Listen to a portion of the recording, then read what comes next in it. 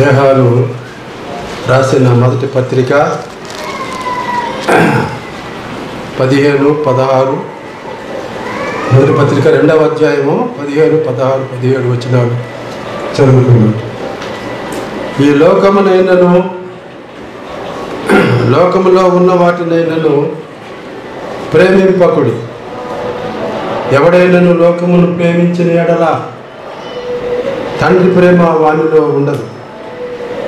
లోకములో ఉన్నదంతయు అనగా శరీరాశయు, నేత్రాశయు, జీవపు డంబమును తండ్రి వలన పుట్టినవి కావు. అవి లోక సంబంధమైనవే. లోకమును దాని ఆశయు గతించిపోవచ్చున్నవి, కానీ దేవుని చిత్తమును జరిగించువాడు నిరంతరము నిలుచును. పిల్లరా, యోహాను రాసిన మొదటి పత్రిక. యోహాను ఆయనకి ప్రియమైన శిష్యుడు. యేసు ప్రభు కూడా యోహానుని చాలా బాగా ప్రేమించాడు. యేసు ప్రేమించిన శిష్యుడు అని ఆయన గురించి వ్రాయబడింది. ఆయన చాలా, అంతేకాకుండా ఆయన పరలోకముకి పద్మావతి ద్వీపంలో ఉన్నప్పుడు ఆయన ఆత్మవశుడై పరలోకానికి వెళ్ళి అక్కడ చాలా సంగతులు చూచినవాడు. కనుక ఆయన రాసిన వ్రాతలలో చాలా గొప్ప విషయాలు ఉంటాయి. కనుకనే ఎందుకో ఈ మాటలు చదవడానికి ఆశపడ్డాను. కనుక ఇక్కడ ఆయన రాస్తూ ఆయన సువార్తను రాశాడు. తర్వాత యోహాను పత్రిక 3 పత్రికలు రాశాడు. తర్వాత ప్రకటన గ్రంథం కూడా రాశాడు. కనుక ఈయన రాతలు ఎలా ఉన్నాయో, ఆయన ఏమేమి చెప్తున్నాడో ఇక్కడ మనము గమనిస్తాము. ఈ లోకమునైనను లోకములో ఉన్నవాటినైనను ప్రేమింపకుడి అంటున్నాడు. పిల్లరా, బైబిల్ గ్రంథంలో మనం చూస్తున్నాము. సువార్తలేమో యేసు ప్రభు చరిత్ర గురించి తెలియజేస్తాయి అన్నమాట. మనకు 4 సువార్తలు ఉన్నాయి. 4 సువార్తలు ప్రభు అయిన యేసుక్రీస్తు చరిత్ర. ఆయన ఎలా ఈ లోకంలో పుట్టాడో, ఎరిగి పెద్దవాడై ఆయన ఏమేమి చేశాడో, ఆయన వెళ్ళిపోతూ ఆయన తన శిష్యులకు ఏ రీతిగా ఒక గొప్ప బాధ్యత అప్పగించి వెళ్ళాడు, అవన్నీ సువార్తలలో చూస్తామన్నమాట. సువార్త యేసు ప్రభు చరిత్రను తెలియజేస్తుంది. అపోస్తుల కార్యము సంఘ చరిత్రను తెలియజేస్తుంది. సంఘము పిల్లరా, దేవుడు తన స్వరక్తమిచ్చి సంపాదించినటువంటి ప్రజలతో ఏర్పడినట్టుది ఇటువంటిది అన్నమాట. ప్రపంచమంతా ఉన్నది ఈ సంఘం, సార్వత్రిక సంఘం. మన ఈ స్థానిక సంఘాలు అన్నమాట ఇవన్నీ. కనుక అపోస్తుల కార్యము సంఘ చరిత్రను తెలియజేస్తుంది. సంఘము ఎలా ఉద్భవించింది, సంఘంలో ఏమేమి చేయాలి,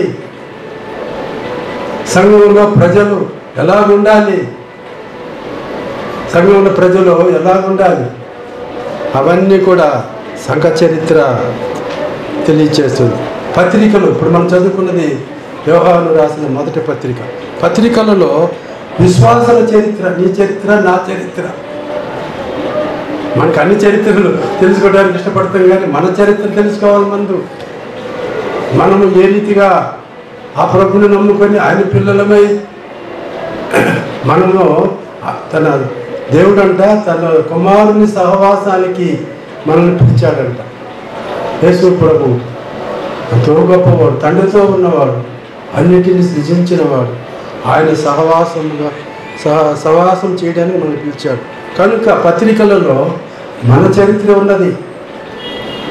మనము ఎలా నమ్ముకోవాలి, నమ్మిన తర్వాత ఎలా దేవుని పిల్లలమైనాము, దేవుని పిల్లలమైన తర్వాత ఎలా పవిత్రంగా ఈ లోకములో ఆయన కొరకు సాక్షులుగా, ఇష్టలుగా, నమ్మకస్తులుగా, ఆయన దీవెనలకు పాత్రులుగా మనం ఎలా బ్రతకాలో అవన్నీ పత్రికల్లో ఉన్నాయన్నమాట. కాబట్టి ఇక్కడ మనము 3 విషయాలు మనం చూస్తున్నాం. ప్రభు చరిత్ర, సంఘ చరిత్ర, ఆ తర్వాత మన చరిత్ర. సంఘంలో ఉన్న ప్రభు పిల్లల ఒక్కొక్కరి చరిత్ర కనుక. అంతేకాకుండా ఈ యొక్క యోహాను రాసిన మొదటి పత్రిక 2వ అధ్యాయంలో ఇక్కడ దేవుని ప్రజలు 3 కేటగిరీలుగా 3 విభాగాలుగా విభజిస్తున్నారు. చిన్న పిల్లలు అంటున్నాడు, నా చిన్న పిల్లలారా మీ పాపములు క్షమింపబడి ఉన్నవని. ముందు దీనికి ఇంట్రడక్షన్ అన్నమాట. మన పాపాలు క్షమిస్తాడు దేవుడు. ఎవరి పాపాలు కూడా వారు ఒప్పుకుంటే తప్పకుండా క్షమిస్తాడు దేవుడు. పాపములను రక్షించటం, పాపములను తీసివేయడానికి, మన పాపములకు శాంతికరమై ఉండటానికి యేసు ప్రభు ఈ లోకానికి వచ్చాడు. ఈ లోకంలో అందరము పాపం చేసాం. ప్రతివాడు తనకిష్టమైన త్రోవకు తొలగిపోయినాడు. అదే పాపం. మనలో ప్రతివాడు చిన్నవాడైనా పెద్దవాడైనా కనుక మన పాపాలు క్షమించబడుతున్నాను. తర్వాత యవనస్తులారా, దేవుని సంఘములో చిన్నపిల్లలు ఉన్నారు, యవనస్తులు ఉన్నారు, తండ్రులు ఉన్నారు, వృద్ధులు ఉన్నారు. యవనస్తులారా మీరు దృష్టిని చేయించి ఉన్నారు. యవనస్తులు బలవంతులు. ఏదైనా కార్యం గొప్ప కార్యాలు చేయాలంటే వాళ్ళే చేయాల. దేశం కొరకు పోరాడాలంటే వారే పోరాడాలి. అయితే ఆ యవనస్తులు ఇప్పుడు ఎలా ఉన్నారు? తర్వాత తండ్రులారా మీరు ఆది నుండి ఉన్నవాణిని ఎరిగి ఉన్నారు. తండ్రికి తన తాత ఎవరో, తన ముత్తాత ఎవరో, అసలు ఆది నుండి ఉన్నవాణిని ఎరిగి ఉంటారు. మన family history, genealogy of family వాళ్ళకి తెలుసు అన్నమాట తండ్రులకి. కనుక కూడా ఆదిలో ఎవరున్నారు, ఈ భూమిని ఈ ఆకాశమును ఎవరు సృష్టించారు అనేది తండ్రులు తెలుస్తూ ఉండాలి. కనుక ఈ యొక్క పత్రికలో 3 సంగతులు రాస్తున్నారు 2వ అధ్యాయం. నా చిన్న పిల్లలారా అంటున్నాడు. తర్వాత ఇక్కడ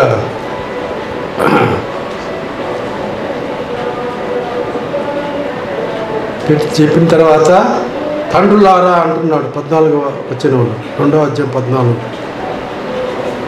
కనుక యవనస్తులారా 13వ వచనం. కనుక 3 రకములైనటువంటి పరిస్థితులు మనకు ఉన్నాయన్నమాట.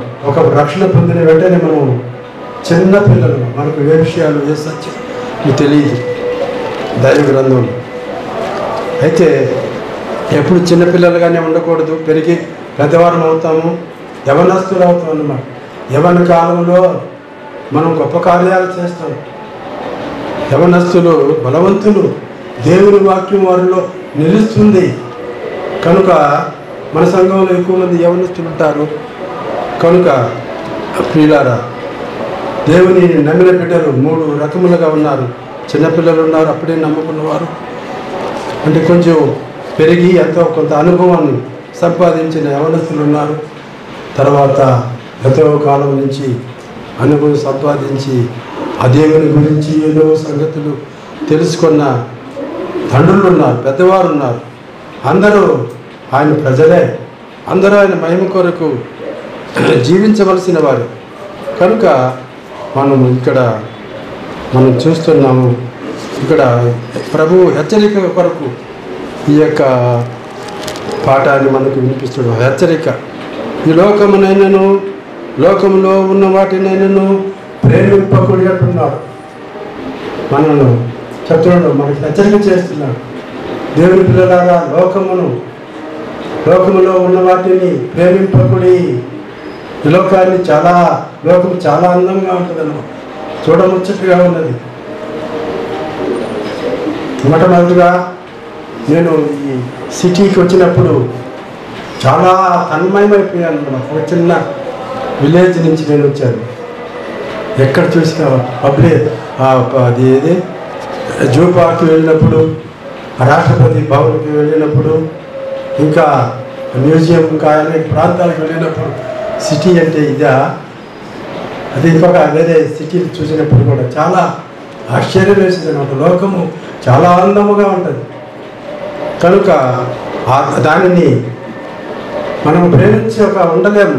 అయితే లోకాన్ని అంటే ఈ యొక్క సంపదను ప్రేమించాలి, వృక్ష జాతిని లేకపోతే అందులో ఉన్న అవి ప్రేమించవచ్చు, కానీ లోకములో ఇంకా కొన్ని ఉన్నాయన్నమాట.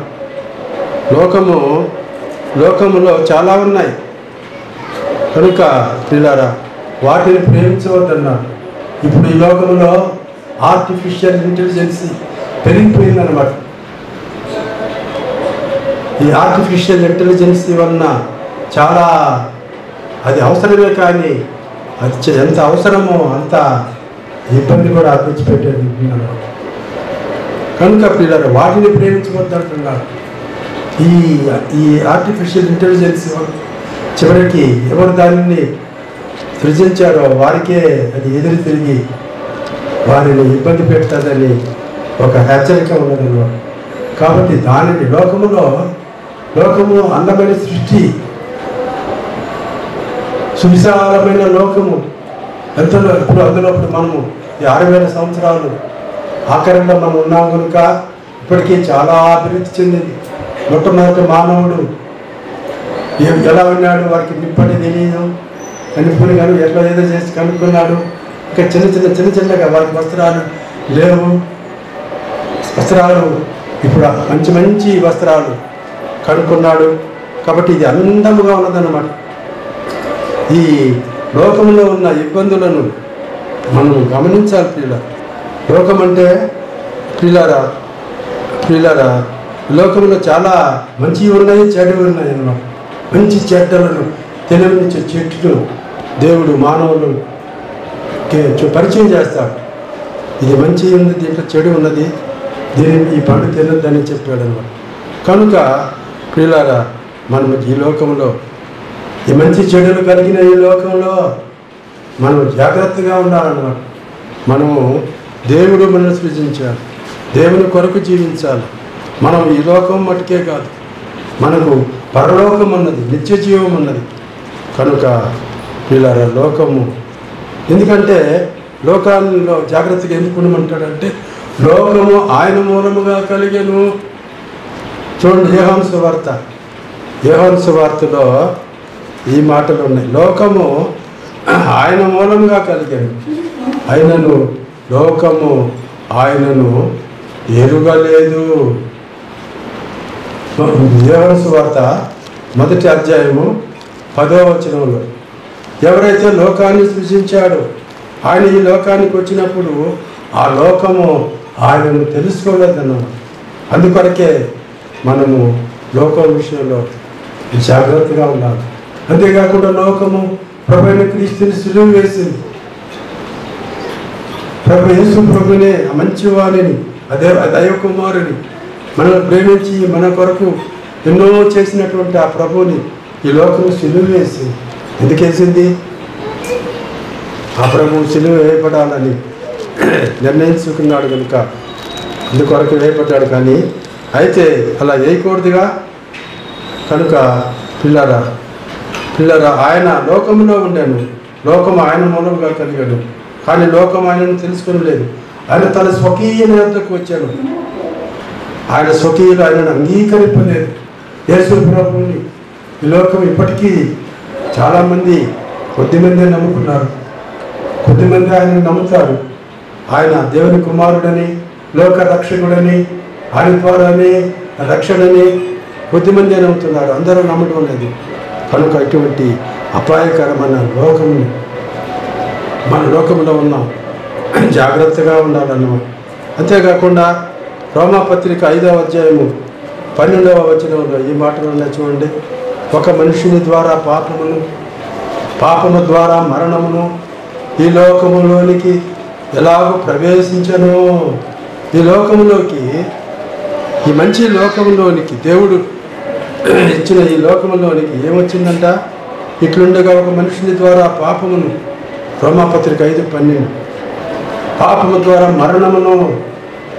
ఒకప్పుడు మానవులు వేలాది సంవత్సరాలు జీవించారు, 1000 సంవత్సరాలు ప్రతిశత అందరికంటే ఎక్కువ 969 సంవత్సరాలు జీవించారు.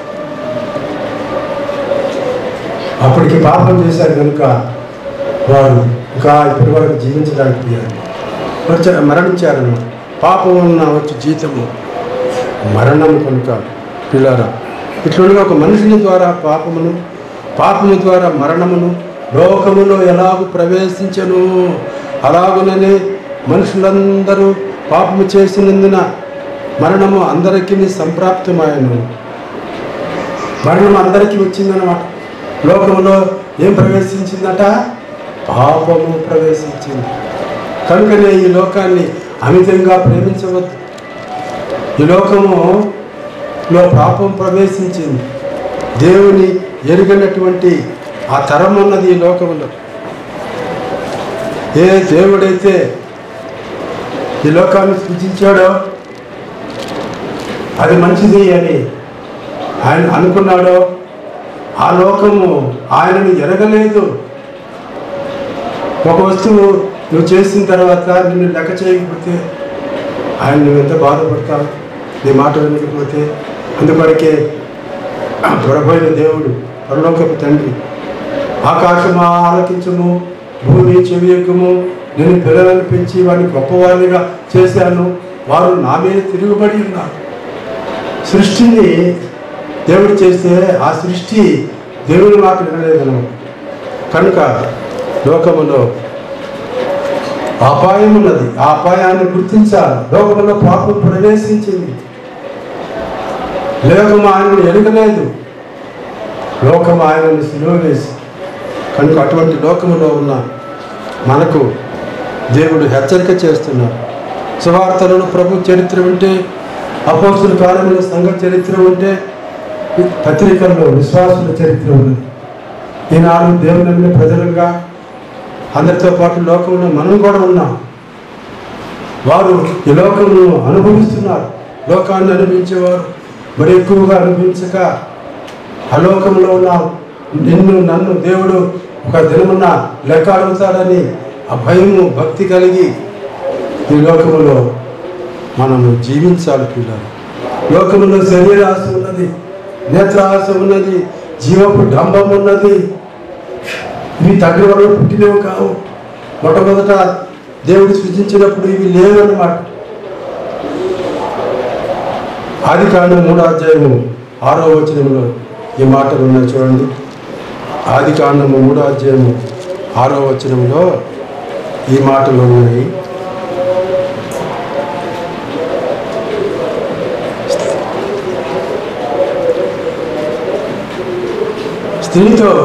స్త్రీ ఆ వృక్షము ఆహారములకు మంచిది, కన్నులకు అందమునై అయినది, వివేకము ఇచ్చు రమ్యమైనది ఉండుట చూచినప్పుడు ఆమె దాని ఫలము తీసుకొని కొన్ని తిని తనతో పాటు తన భర్తకు ఇచ్చెను. అతడు కూడా తినెను. అప్పుడు వారిద్దరి కన్నులు తెరవబడెను. వారు తాము దిగంబరులమని తెలుసుకొని. చూడండి, ఆ స్త్రీ ఏం చేసింది? ఆ వృక్ష ఆహారములకు మంచిది అంటే ఇది ఏమిటి ప్రియులారా? ఆ నేత్రాశ అన్నమాట. తర్వాత చూచింది. తర్వాత కన్నులకు అందమైనదిగా ఉంది. అది శరీరాశ. మొట్టమొదటిది నేత్రాశ. తర్వాత అది దేవుని పిల్లలు ఏదో అవుతారని వారిని మోసం చేశాడు దేవుని అపవాది. కనుక అది జీవపు డంబము ఈ రోజుల్లో పెరిగిపోయిందనమాట. లోకంలో ఉండేది అవే, శరీరాశ, నేత్రాశ, జీవపు డంబము.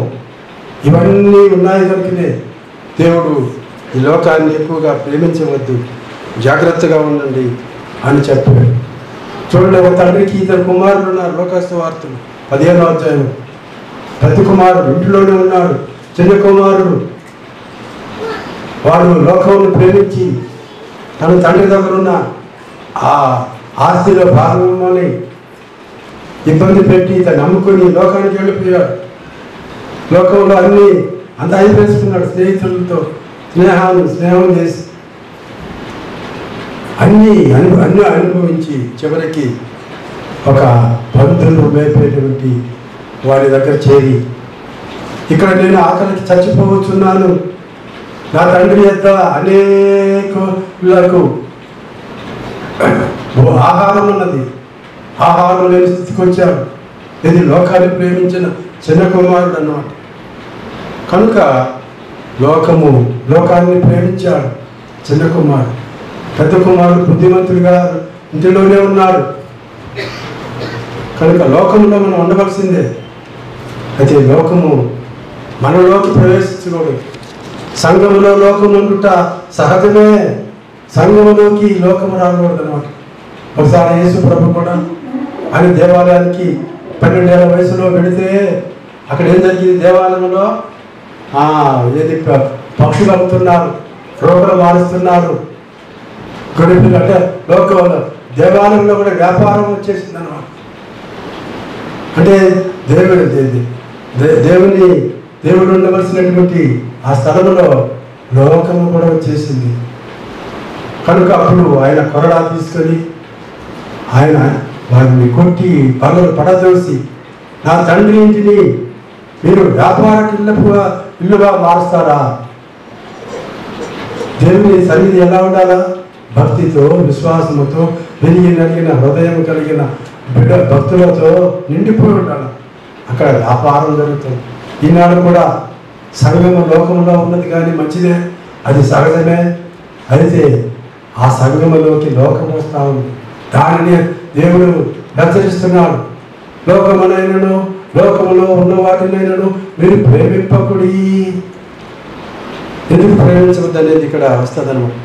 కనుక లోకములో మనం ఉన్నాం. ఇప్పుడు చూడండి, ఒక స్టీమర్ కానీ పడవ కానీ ఎక్కడ సముద్రంలో అది వాటి ఉండే స్థలమే అది. ఎందుకంటే సముద్రంలో ప్రయాణం అది ఒక వసతి. అయితే ఆ సముద్రము ఆ ఓడలోకి, ఆ స్టీమర్లోకి, ఆ పడవలోకి వచ్చిందనుకో ఆ నీరు, అదేం జరుగుతుంది? మునిగిపోతుంది. అట్లాగే లోకములో సంఘములోకి లోకము రాకూడదు. అందుకొరకే బండ మీద సర్పపు జాడ అంటాడు. బండ క్రీస్తు సంఘము ఒక బండ లాంటిది, బలమైనది. ఆ సంఘములోకి లోకము మెల్లిమెల్లిగా ఎలా వచ్చిందో, ఆది తల్లిదండ్రుల దగ్గరకి ఒక సర్ప రూపంలో అపవాది ప్రవేశించాడు. ఇది నిజమా? దేవుడు ఏమో మీకు చెప్పాడా అని చెప్పి వాళ్ళ దగ్గర రహస్యం తీసుకొని ఈ పండు తినద్దని చెప్పాడు. అంటే అరే తింటే మీరు ఇంకా దేవుని పోలి ఉంటారు. అసలు వాడు దేవుని పిల్లలు, వాడు మన దేవుని పోలేదు అని అబద్ధాలు చెప్పి వెంటనేగా వారి చేత అతిక్రమము చేయించి దేవునికి దూరస్తులుగా చేసి నేను పాపము నన్ను తెచ్చేదానికి కారకుడైనాను. కనుక పిల్లరా, ఒక మనుషుని ద్వారా పాపము ద్వారా ఒక మనుషుని ద్వారా పాపము ద్వారా మరణము ఈ లోకంలో ప్రవేశించింది. ఈ లోకము ఎంతో కాలం నుంచి ఉన్నది. ఈ లోకము క్రమక్రమంగా అభివృద్ధి అనే పేరుతో ఎన్నో పరిస్థితులు ఉన్నాయి. మనకు పిల్లలు అపాయం తెచ్చే పరిస్థితులు ఉన్నాయి. కనుక పిల్లల జాగ్రత్తగా ఉండాలని ఇక్కడ అపోస్తులైనటువంటి యోహాను ఆయన భక్తకోటికి రాస్తూ ఈ మాటలు చెప్తున్నాడు.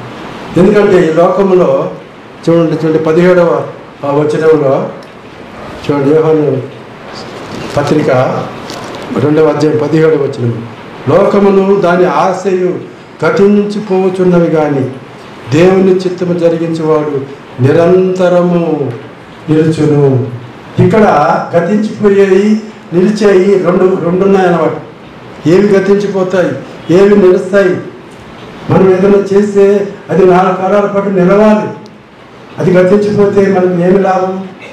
అయితే ఈ లోక నటన గతించిపోతూ ఉంది. మనం ఏ లోకాన్ని ప్రేమించామో, ఏ లోకము వరకు సమయం అంతా మనము వెచ్చించాము, ఆ లోకం గతించిపోతుంది ప్రియులారా.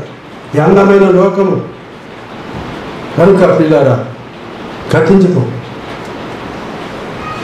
యోహాను రాసిన మొదటి పత్రిక 2వ అధ్యాయము 8వ వచనములో చీకటి గతించుచున్నది, వెలుగు ప్రకాశించుచున్నది. లోకంలో చీకటి ఉన్నది. ఎంత మనము విజ్ఞానం పెరిగి ఎలక్ట్రిసిటీని ఎంత ఉత్పత్తి చేసినా అక్కడ వరకే అది వెలుగు చూపుతుంది. ఇంకా ఆ ఎలక్ట్రిసిటీ లేని ప్రాంతము అంతా చీకటే. అరణ్యంలో అడవులలో చీకటే కదా, అక్కడ వెన్నెల పోస్తే కొంచెం కనబడుతుంది, సూర్యుడు ఉదయిస్తే అది వెలుగుగా ఉంటుంది, కానీ లేకపోతే చీకటే.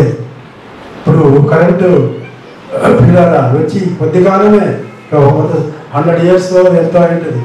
ఇంకా పట్టణకి నేటికి కరెంటు లేని గ్రామాలు ఉన్నాయి, పల్లెలు ఉన్నాయి, వారికి వెలుగు అంతగా లేదు. కనుక చీకటి గతించుచున్నది. దేవుడి లోకానికి ఆయన వెలుగు కనుక వచ్చాడు. ఆ వెలుగు మూర్తి అయినటువంటి ఆ ప్రభు చీకటిని తీసివేసి వెలుగుని ప్రసాదిస్తున్నాడు. కనుక చీకటి గతించుచున్నది, వెలుగు ప్రకాశించుచున్నది. అంతేకాకుండా కీర్తన గ్రంథము మోషే రాసిన కీర్తన, నీ దృష్టికి 1000 సంవత్సరములు గతించిన నిన్నటి వల్లే ఉన్నది, గతించిపోతున్నాయి. ఇప్పుడు మనం ఈరోజు ఉన్నాము, ఈరోజు రేపు అది నిన్న రేపటికి ఎస్టర్డే అవుతుంది అన్నమాట, అంటే గతించిపోతుంది. ఈ లోకంలో గతించిపోతాయి అన్నమాట. నీ దృష్టికి 1000 సంవత్సరములు గతించిన నిన్నటి వల్లే, ఒక జాబు వల్లే ఉన్నాయి. 1000 సంవత్సరాలకి 6000 సంవత్సరాలు. ఎంతోమంది ఆదాము అవ్వల కాలం అయిపోయింది, నోవా కాలం అయిపోయింది, దావీదు కాలం అయిపోయింది, దానియేలు కాలం అయిపోయింది, అవన్నీ గతించిపోయినాయి. ఇప్పుడు మన పితరులు అబ్రహాము, ఆయన దేవుని నమ్మినవాడు, ఆయన కాలం కూడా అయిపోయింది. ప్రభువైన క్రీస్తు 2000 సంవత్సరాల కిందట వచ్చాడు, అది కూడా జరిగిపోయింది. మరలా వస్తాడు భవిష్యత్తులో ఆయన వస్తాడు.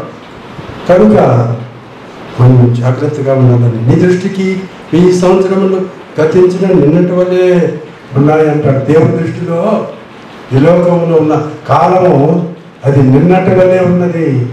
1000 సంవత్సరాలు మనకు నిన్నంటే నిన్ననే, కానీ ఇన్ని సంవత్సరాలు మనకు నిన్న కాదు. దేవుని దృష్టిలో దేవుడు అంత గొప్పవాడు అన్నమాట. కనుక పిల్లరా, లేత వయసును నడిప్రాయమును గతించిపోవచ్చున్నది. ఇప్పుడు మనం చూడండి, ప్రతి ఒక్కరూ మనకి చిన్నపిల్లలు దౌడాడుతూ ఉంటారు, ముద్దుగా అడుగులు వేస్తూ ఉంటారు. చాలా మనం అందరూ ఉంటాం. నువ్వు కూడా అలాంటి స్థితి నుంచి వచ్చిన వాడివే. ఇప్పుడు ఏంటి, లేత వయస్సు, మనందరం పెద్దవాళ్ళం అయ్యామంటే పిల్లల నడిప్రాయం, కొంచెం యవనస్తులు మీలాంటి వారు. మాది ఇంకా వృద్ధాప్యం అయిపోయింది. మాది నేను కూడా చిన్నవాడిగా ఉన్నాను లేండి. నేను కూడా గుడి నడతలు నడిచాను. ఆ తర్వాత యవనస్తుడిగా ఉన్నాను చాలా కాలం. నేను వృద్ధుడినై పెద్దవాడినైపోయాను. కనుక పిల్లరా, లేత వయసును నడిప్రాయం మీరు అనుకోవచ్చు, నేను ఇప్పుడు యంగ్గా ఉన్నాను, నేను ఏమైనా చేయగలను అనుకుంటున్నావు. మంచిదే, చేయగలవు కూడా. అయితే అది కూడా గతించిపోయి నడిప్రాయానికి వస్తావు. తర్వాత అది కూడా జరిగిపోతుంది.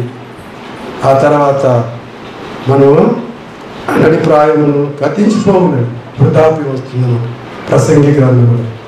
ఆడి దృష్టికి 1000 సంవత్సరాలు గతించిపోతుంది అన్నమాట. ఈ లోకము గతించిపోతుంది. ఈ లోకము అన్నాడు యేసు ప్రభు ఈ లోకానికి వచ్చి 1000 సంవత్సరాలు పాలన చేసిన తర్వాత ఈ లోకము అగ్ని గంధకములతో ఆయన దహించి వేస్తాడు అన్నమాట. కొత్త ఆకాశం, కొత్త భూమి రాబోతుంది. ఆ దేశము కొరకు, ఆ రాజ్యము కొరకు నువ్వు సిద్ధపడాలన్నమాట.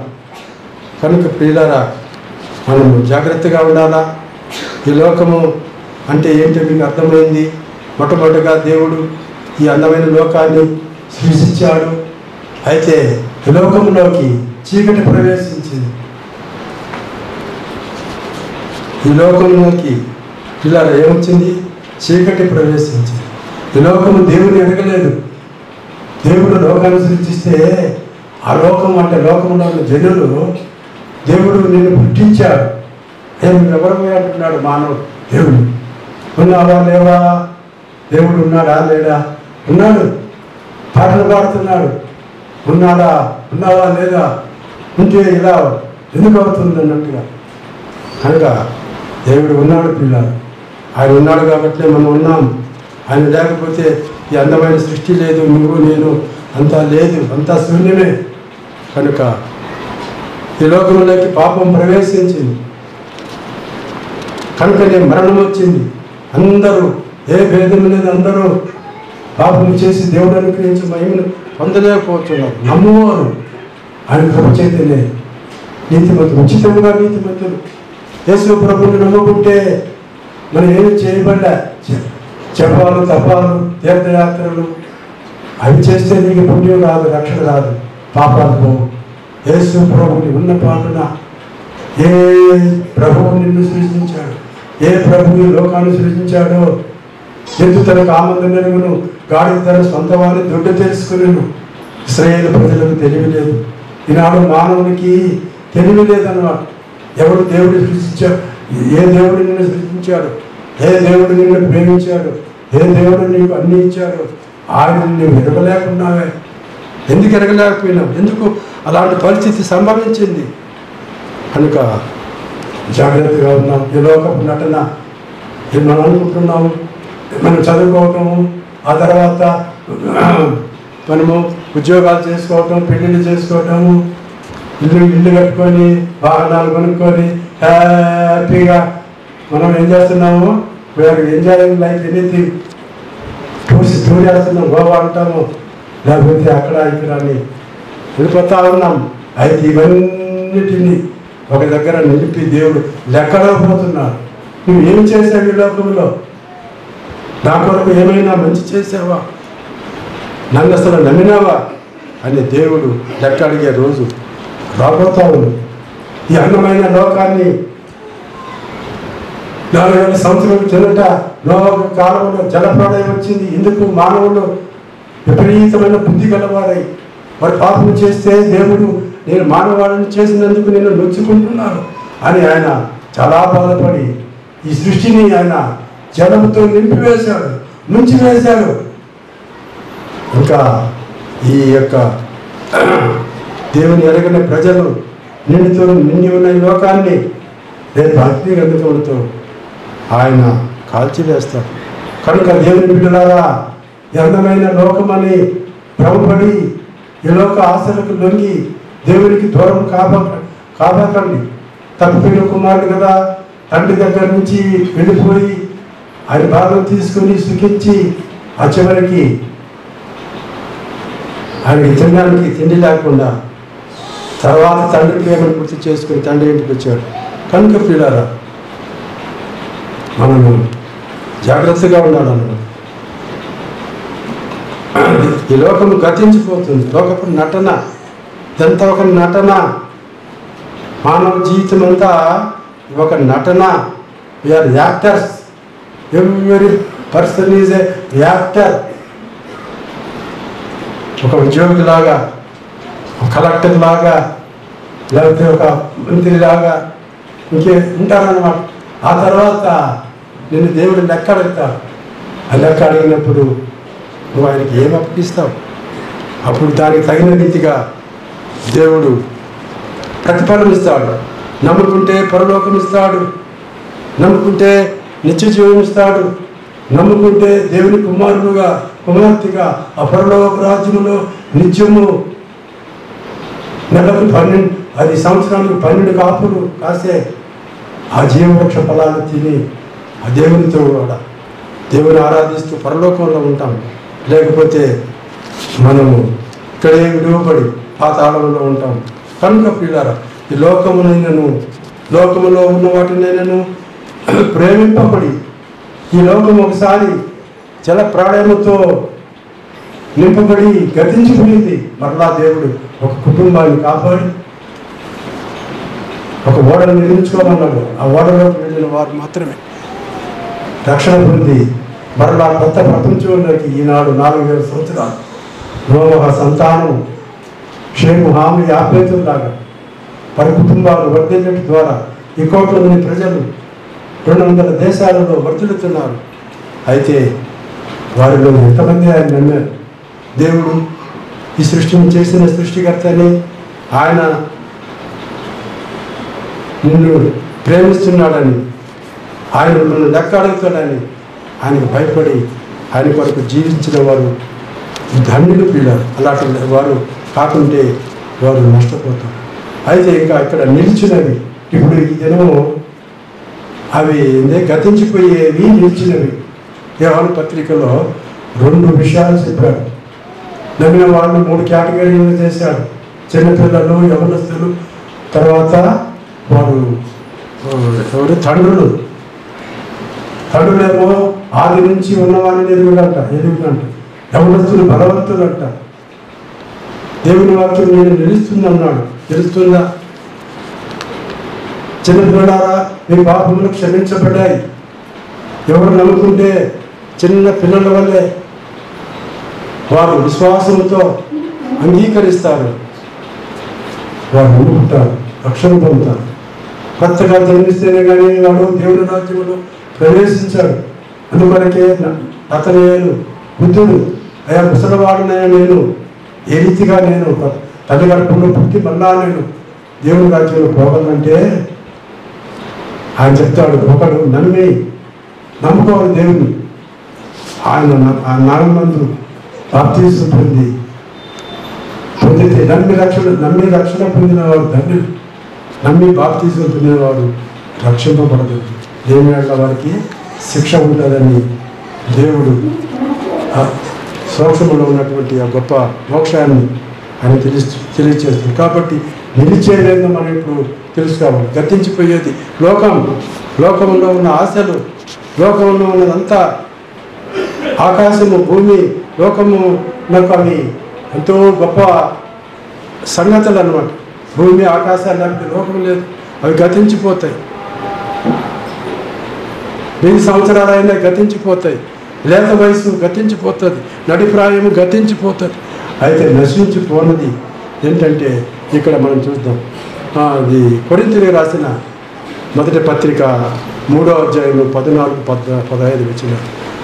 కొరింథీయులకు రాసిన మొదటి పత్రిక 3వ అధ్యాయం 14-15 వచ్చిన ఇలా వ్రాయబడి ఉన్నది చూడండి. పునాది మీద ఒకటి కట్టిన పని నిలచేయడలా వాడు జీతం పుచ్చుకును. ఒకని పని కాల్చివేయబడినలా వానికి నష్టము కలుగును. అతడు తన మట్టుకు రక్షింపబడును కానీ అగ్నిలో నుండి తప్పించుకున్నట్లు రక్షింపబడును. పునాది మీద ఒకడు కట్టిన పని, నీవు పని చేస్తున్నావు, నీ చేసే పని అది దేవునికి మహిమ తెచ్చే పనిగా ఉంటే అది దాని ఫలితం ఉంటుందన్నమాట. మనం చేసే ప్రతి పని అది దైవ కార్యం కానీ లేకపోతే దేవుడు మీకు అప్పగించిన పనిని యేసు ప్రభువు అంటారు, తండ్రి నీవు నాకు అప్పగించిన పనిని నేను సంపూర్తి చేసి నేను భూలోకంలో మహిమపరిచాను. మనం దేవుడిని మహిమపరుస్తున్నామా? మన పనిలో, మన ఇంటిలో, మన సంఘంలో, మన ఉద్యోగంలో ఆయన మనకు అప్పగించిన పనిని సంపూర్ణంగా చేసి ఆయన మహిమపరుస్తున్నావా? అది నిలుస్తుందా? నీ పని నిలుస్తుందా దేవుని ఎదుట? నీ పని బంగారుగా విలువ కలిగిన రాళ్ళగా ఉన్నదా? లేకపోతే గడ్డి, పడికాలు, ఇంకా ఇతరమైనటువంటి ఆ బలహీన వాటిగా ఉన్నాయా? ఒకడు కట్టిన పని నిలచలేడలా వాడు జీతం పుచ్చుకును. నీకు దేవుడు నీ పని నిలిస్తే నీకు పరలోకంలో జీతం ఉన్నది. నా తండ్రి చేత ఆశీర్వదింపున్నారా వాగారా రండి, లోకం పుట్టినది మొదలుకొని నేను నా కొరకు జీవించాను, నా కొరకు ఏదో చేశారు, మీకు జీతం ఇచ్చాడు. ఇదిగోని ప్రతి వానికి వాని క్రియలు చొప్పున నేను సిద్ధపడితే జీతం నా యొక్క ఉన్న జీతం తీసుకుంటావా? ఇప్పుడు ఉద్యోగాలు చేసి ఇచ్చేది కూడా దేవుడి ఇచ్చిన జీతమే. అది రేపు నిత్య కాలంలో కూడా పరలోకంలో జీతం తీసుకుంటావా? కనుక నువ్వు కట్టిన పని నిలుస్తుందా? అది దేవుని కొరకు ఉన్నదా? కేవలం నీ కొరకే ఉన్నదా? లోక సంబంధంగా ఉన్నదా? అది కాలిపోయేదిగా ఉన్నదా? ఫలితం లేనిదిగా ఉన్నదా? ఆలోచించుకో ఓ యవనస్తుడా, ఓ చిన్నవాడా, ఓ తండ్రులారా. కనుక మనం కట్టిన పని ఎలా ఉన్నది? అంతేకాకుండా పేతురు రాసిన మొదటి పత్రిక 1వ అధ్యాయము 24 వచ్చిన ప్రభువు వాక్యం ఎల్లప్పుడూ నిలుస్తుంది. దేవుని వాక్యం మనం నిర్లక్ష్యం చేయవద్దు. అందులో ఆశీర్వాదం ఉన్నది, అందులో క్షమాపణ ఉన్నది, అందులో రక్షణ ఉన్నది, అందులో శాశ్వత జీవం ఉన్నది. కనుక ప్రభు వాక్యం ఎప్పుడు చేస్తుందనో అన్నీ గతించిపోతాయి, కానీ దేవుని వాక్యము నిన్న నేడు నిరంతరము ఒకే రీతిగా ఉండేది. అటువంటి గొప్ప వాక్యాన్ని నువ్వు ఎంతకాలం చదువుతున్నావు, ఏం గ్రహిస్తున్నావు, ఆ వాక్య ప్రకారం ఎందుకు నడవలేకపోతున్నావు? ఓ సంఘమా, సంఘంలో ఉన్న దేవుని ప్రజలారా, యోబు అంటాడు గ్రంథం 19:25 నా విమోచకుడు సజీవుడనియు తర్వాత భూమి మీద ఆయన నిలుచున్ననియు నేను ఎరుగుదననియు నీ ప్రభు ఈ లోకములకు వస్తాడు, 1000 ఏళ్ళు పాలన చేస్తాడు, ఆయన సజీవుడిగా ఉంటాడు. నా విమోచకుడు నిన్ను విమోచించాడే, తన ప్రాణం పెట్టి తన సొంత రక్తమును కాచి నిన్ను నన్ను నా పాపాలు కడిగి ఆయన సొంత ప్రజలుగా చేసుకున్నాడు. నా విమోచకుడు సజీవుడు, ఆయన ఎల్లప్పుడూ ఉండేవాడు. మన కొరకు తండ్రి కుడిపార్శ్వన పరలోకములో ఆయన నిత్యము విజ్ఞాపన చేస్తున్నాడు. అయ్యో నా ప్రజలు ఉన్నారు నాన్న, ఆ ప్రజలను నేను ఆ ముందు కాపాడు, వారు నా ద్వారా నేను వారిని రక్షించినాను అని పరలోకములో నీ కొరకు నా కొరకు ఎప్పుడు ఆయన విజ్ఞాపన చేస్తున్నాడు. కనుక ప్రియులారా, నా విమోచకుడు సజీవుడు, ఆయన ఎప్పుడు ఆయన భూమి మీద నిలుస్తాడు అని యోబు అంటాడు. తర్వాత యోహాను పత్రికలో 2:17 దేవుని చిత్తమును జరిగించేవాడు నిరంతరము నిలుచును. మన ఇష్టాలు కాదు, ఈ లోకంలో మన ఇష్టాలు కొంతవరకు నెరవేర్చుకోవచ్చు, తప్పులేదు కానీ అది ఎల్లప్పుడూ మన ఇష్టమేనా? ఏ దేవుడు నిన్ను సృజించాడు, ఏ దేవుడు నిన్ను పెంచి పెద్దవాడు చేశాడు, ఏ దేవుడు నిన్ను పాపంలో నుంచి క్షమించి నిన్ను విడుదల చేసి రక్షించాడో ఆయన చిత్తమేదో నువ్వు ఎరిగినావా? దేవుని చిత్తము ఎరగాల పిల్ల. దేవుని చిత్తం ఎరిగి ఆ చిత్త ప్రకారం నువ్వు చేసేవాడవుగా ఉంటే నువ్వు ధన్యుడు. లోకాసు వార్త చూడండి 12:47 అక్కడ ఒక యజమాని చిత్తము ఎరగకుండా ఒకడు పని చేశాడు, నష్టపోయాడు. లేకపోతే యజమాని చిత్తం ఎరిగి చేసినవాడు మేలు పొందాడు. లోకాసు వార్త 12:47 తన యజమానుని చిత్తము ఎరిగి ఉండి సిద్ధపడక అతని చిత్తము చొప్పున జరిగింపక ఉండు దాసునికి అనేకమైన దెబ్బలు తగులును. ఇక్కడ ఒక యజమానుడు ఉన్నాడు. ఆ యజమానుడు ఏం జరిగింది ఇక్కడ? తన పనివారికి కొన్ని బాధ్యతలు అప్పగించి ఆయన వెళ్ళాడు, ఆయన తిరిగి వస్తానన్నాడు.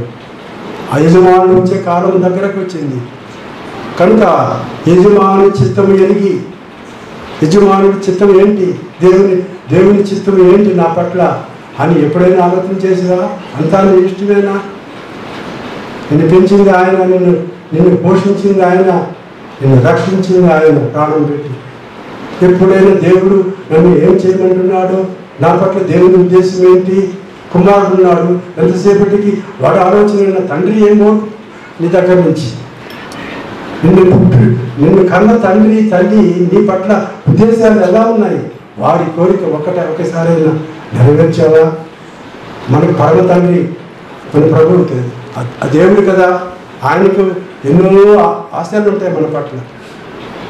ఆయన పని చేయాలని, నమ్మకంగా జీవించాలని ఆయన ఆశలు మన మీద పెట్టుకున్నాడు. అయితే ఆశలను నిరాశపరుస్తావా? దేవుని కొరకు ఏమైనా చేసావా? నీకు ఈ మంచి ఆయుష్ నీకు దేవుడిస్తే ఆ దేవుని మర్చిపోతావా? దేవునికి ఇష్టమైంది ఏమి చేయవా? దేవుని ఇష్టమైంది చేస్తాం. ఇది ఇక్కడ చెప్పింది అదే అన్నమాట. తన యజమాని చిత్తం ఎరిగి ఉండి సిద్ధపడనివాడు. దేవుడు ఏం చెప్పాడు? ఇదిగో నేను తండ్రి అతనికి వెళ్తున్నాను, నేను స్థలం సిద్ధపరుస్తాను, నేను మరలా వస్తాను, మరలా వచ్చి మీకు నాతో కూడా ఉండే తండ్రి ఇంటిలో మీకు స్థలం ఇస్తా అన్నాడు. మ్యాన్షన్స్ ఇస్తాడు.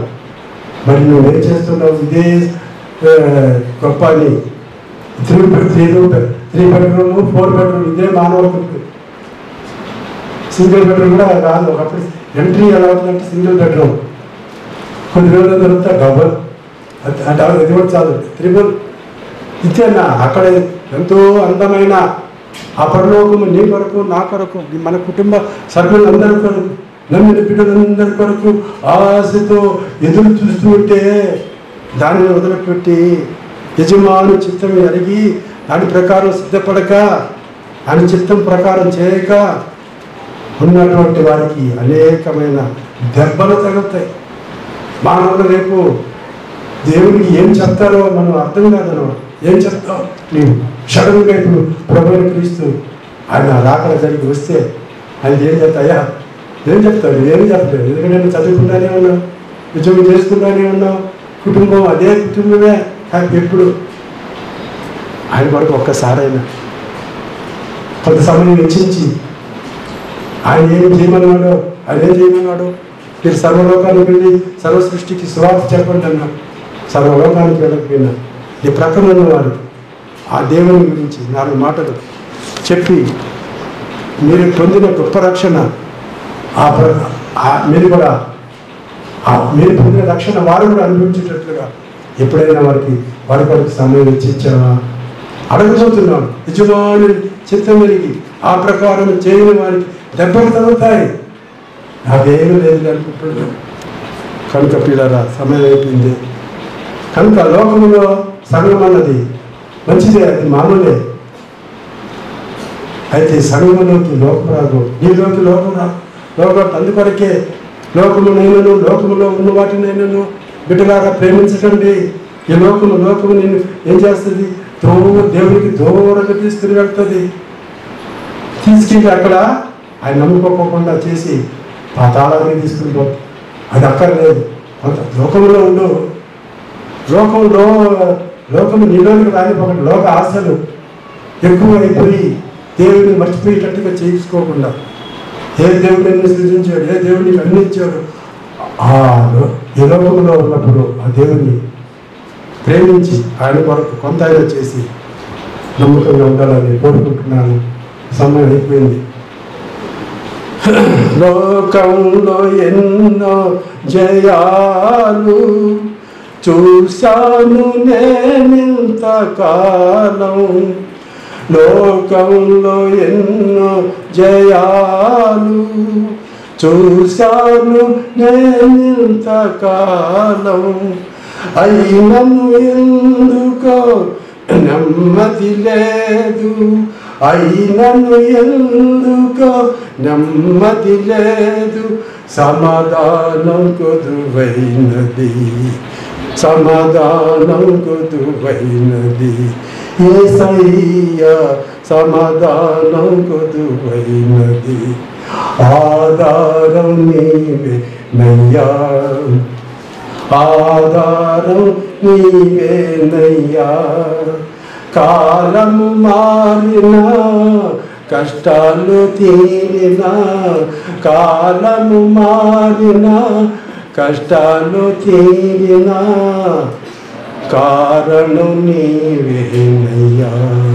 యేసయ్యా, కారణం నీవేనయ్యా, ఆధారం నీవేనయ్యా, ఆధారం నీవేనయ్యా, కాలము మారినా కష్టాలు తీరినా, కారణం నీవేనయ్యా యేసయ్యా, కారణం నీవేనయ్యా, ఐశ్వర్యం కొదువేమీ లేదు, కుటుంబంలో కొరతేమీ లేదు, ఐశ్వర్యం కొదువేమీ లేదు, కుటుంబంలో కొరతేమీ లేదు, అయినను ఎందుకో నెమ్మది లేదు, అయినను ఎందుకో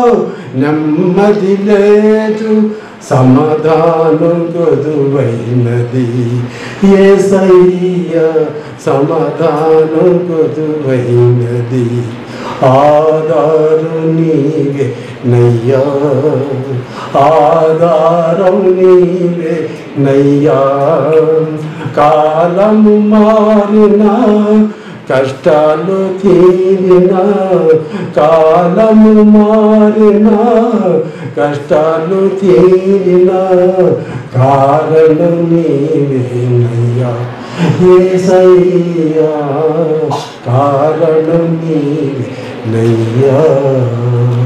పిల్లరా, కనుక లోకములో ఉన్న వాటిని నేను ప్రేమింపకుడి, ఎందుకంటే అవన్నీ గతించిపోయాయి. దేవుని చిత్తం జరిగించేవాడు ఎల్లప్పుడూ నిలుస్తుంది, దేవుని వాక్యము ఎల్లప్పుడూ నిలుస్తుంది, పరలోకము ఎప్పుడూ ఉండేది. ఆ నిత్య రాజ్యంలోనికి దేవుని చిత్తము జరిగించి ఆ రీతిగా పరలోక రాజ్యంలోకి వెళ్ళాలని, ఎందుకంటే పరలోక రాజ్యం సమీపిస్తున్నాడు, వచ్చుతున్నవాడు ఆలస్యం చేయక త్వరగా వస్తున్నాడు. సిద్ధపడుతున్నావా? యజమాను చిత్తం ఏంటి? సిద్ధపడకపోతే అనేక దెబ్బలు వెళ్ళి ఏ రీతిగా ఒక ఆఫీసర్ ఉన్నాడు, అది కింద ఉన్న ఉద్యోగికి, అయ్యా నేను కొంచెం పని మీద అట్లా వేస్తాను, నువ్వు దీన్నంతా కొంచెం అందరి చేత పని చేయించి అప్డేట్ చేయించి పెట్టంటే, పిల్లరా ఆయన వచ్చేటప్పటికి ఆ పని అప్డేట్ కాకపోతే, ఆ ప్రాజెక్ట్ కంప్లీట్ కాకపోతే, ఇంకా పెండింగ్ ఉంటే అధికారి మెచ్చుకుంటాడా? తిట్టి పడేస్తాడు అంతే. అలాగే ప్రభు, మన ప్రభు వచ్చే సమయం దగ్గరికి వచ్చింది. మన ప్రభు యజమానుడు, మన ప్రభువు ఆయన అందరికీ యజమానుడు, అందరికీ అధికారి, సర్వాధికారి. ఆయన రాబోతున్నాడు, ఆయన కాలం సమీపమైంది.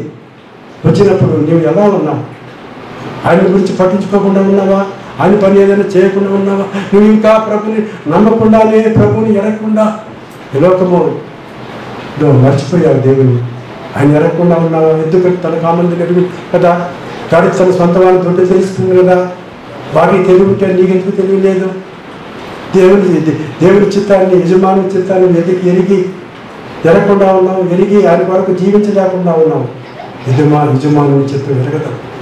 ఆయన ఉద్దేశాలు ఏంటి? ఆయన ఏం చేస్తే మెచ్చుకుంటావు, ఏం చేస్తే నీకు బహుమతి ఇస్తాడు, నాకు నీకు అని తెలుసుకొని ఆ యజమాని చిత్తం ఎరిగి నువ్వు ఆ రీతిగా చేసి గొప్ప బహుమానాలు సొంతం చేసుకోవాలని కోరుకుంటూ నేను ముగిస్తున్నాను. ప్రభు అయిన దేవుడు ఈ యొక్క మాటలు మన కొరకు దీవించుకున్నాడు. అందరికీ వందనాలు.